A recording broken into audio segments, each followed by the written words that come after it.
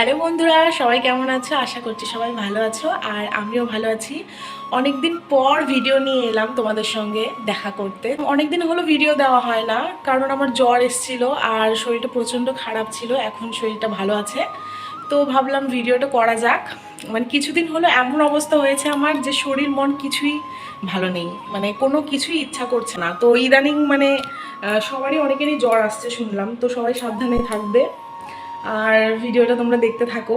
তো যেমনটাকে তোমরা জানো, আমি সকাল সকাল স্নান করে নিই আর এদিকে স্নান করে এসেছি জামা কাপড় মেলতে। আমি এখন আমার ঘরের বাইরেই জামা কাপড়গুলো মেলি, ছাদে যাই না, কারণ কিছুদিন হলো বৃষ্টি হয়ে ছাদে জল জমে শ্যাওলা হয়ে গেছে। পিছলে পড়ে যাওয়ার ভয়ে আমি আর ছাদে যাই না। আজকে করেছি শ্যাম্পু আর দেখো চুলগুলো ভেজা। জামা কাপড় মেলে দেওয়া হয়ে গেছে আর এইদিকে আমি তোমাদেরকে আমার গালের ব্রণগুলো দেখাচ্ছিলাম, অনেকটাই কমে গেছে। তারপর চলে এলাম রান্নাঘরে মুড়ি নেওয়ার জন্য। এখানটায় দেখো মুড়ি নিচ্ছি। সকালবেলা করে আমার কিছুই খেতে ইচ্ছা করে না, ওষুধ খেতে হবে বলে আমি মুড়ি খাচ্ছি, না হলে এইটাও খেতাম না। সকালবেলা করে খাই না সেটা না, খাই, কিন্তু ইদানিং আমার কিছুই খেতে ইচ্ছা করছে না।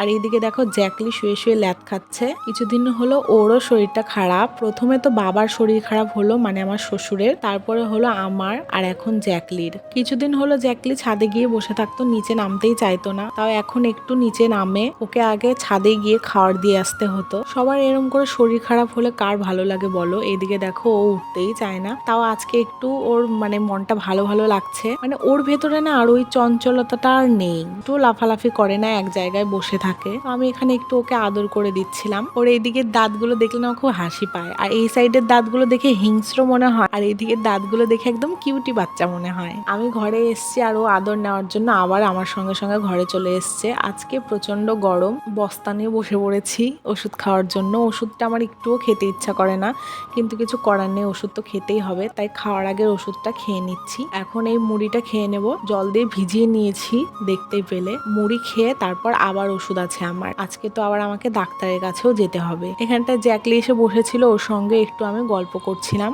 ওকে যা বলা যায় ও সব বোঝে, আবার অনেক কথা শোনেও। মুড়ি খেয়ে আমি এখানে বসে বসে একটু বই পড়ছিলাম। ইদানিং আমি একটা বই পড়ছি, বইটা পড়তে আমার বেশ ভালোই লাগছে। বইটা প্রায় অর্ধেকটা আমার পড়া হয়ে গেছে। এইখানে দেখো, যদিও তোমরা বুঝতে পারবে না, এখানে তো কিছুই বোঝা যাচ্ছে না। এই বইটার নাম হলো ইকিগাই। বেশ ভালো, তোমরাও পড়তে পারো। একটু পরে আমি আবার খাওয়ার পরে ওষুধটা খেয়ে নিচ্ছি। এই ওষুধ খেতে খেতে আমার জীবন শেষ হয়ে যাবে মনে হচ্ছে। এখানে তো বাবা সিরাপ এনে রেখেছে, এই সিরাপগুলো আমি হাতও দিয়ে দেখিনি। আমার সিরাপ খেলে কেমন বমি বমি পায়। ছোটবেলায় এই সিরাপ খাওয়া নিয়ে মায়ের কাছে কত মার খেয়েছি। তারপর একটু বাইরে বেরিয়ে গাছের ফুলগুলো দেখছিলাম। এই গাছটা দেখো নতুন লাগানো হয়েছে, গাছের ফুলগুলো খুব সুন্দর, আমাদের বাড়ির সবার পছন্দ এই ফুলটা।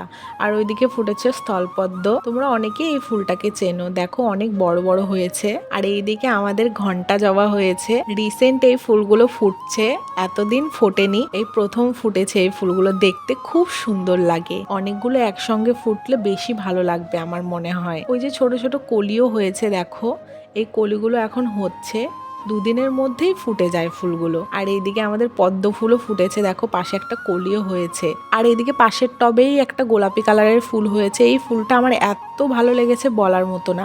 ফুলটা ভার হয়েছে বলে এখানটায় বেঁধে দেওয়া হয়েছে। দেখো এখানে কত কত পাপড়ি, ফুলটা এখনো ভালো করে ফোটেও নি, তাই এত সুন্দর লাগছে দেখতে। এই দিকটাতে দেখো মা করছিল দুপুরের রান্নাবাড়ি। দুপুরের রান্নাবাড়ি হয়ে যাওয়ার পরেই আমি ঘর দেওয়ার ঝাড় দিই, তো আজকে ভাবলাম একটু তাড়াতাড়ি ঘরটা ঝাড় দিয়ে নিই। আর এদিকে দেখো আমি ঘর ঝাড় দেওয়া শুরু করে দিয়েছি, তাড়াতাড়ি করেই সব করে রাখছি, কারণ আমাকে আজকে যেতে হবে ডাক্তারের কাছে। এর আগে যখন ডাক্তার দেখিয়েছিলাম তখন ডাক্তার কিছু রিপোর্ট করতে দিয়েছিল আমাকে ব্লাড টেস্টের, তো ওগুলো চলে এসছে কিন্তু দেখানো হয়নি, তাই জন্য আজকে যাব দেখাতে। দুপুরে খাওয়া দাওয়া হয়ে গেলে আমি এখন এই ফলটা খেয়ে নেব। দেখো তোমরা কেউ এই ফলটা চিনতে পারো কিনা, যদি চিনে থাকো তাহলে অবশ্যই কমেন্ট করে জানিও। কিছুদিন হলো কি ওয়েদার চলছে, একবার রোদ একবার এরকম মেঘলা মেঘলা আকাশ। সকালে রোদ উঠেছিল, আবার দেখছি মেঘলা হয়ে গেছে আকাশটা।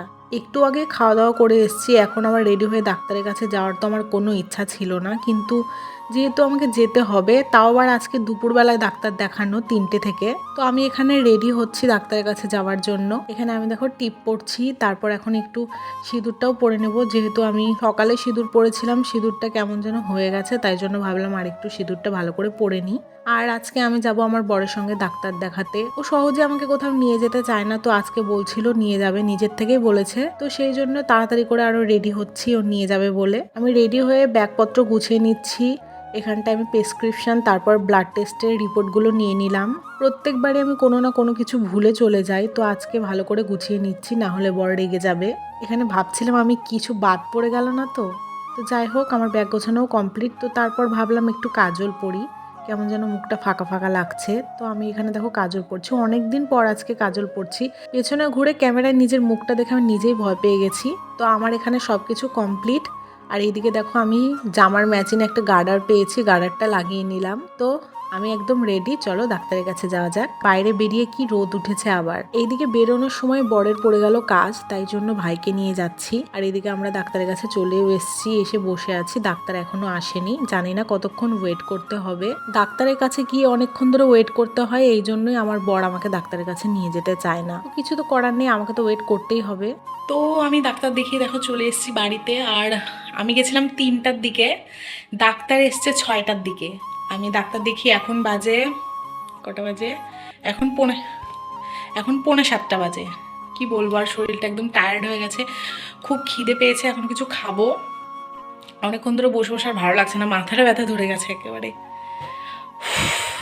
যা তা অবস্থা। তো আমার আর একটুও ভালো লাগছে না। যাই হোক, আজকে ভিডিওটা এখানে শেষ করছি। ভিডিওটা যদি তোমাদের ভালো লেগে থাকে তাহলে অবশ্যই একটা লাইক করে চ্যানেলটাকে সাবস্ক্রাইব করে দিও।